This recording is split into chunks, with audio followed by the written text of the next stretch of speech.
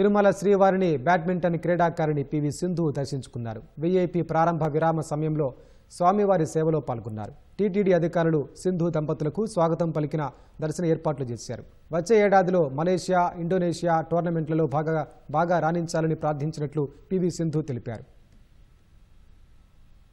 ఇవాళ తిరుమలకి రావడం జరిగిందండి. దర్శనం చాలా బాగా జరిగింది.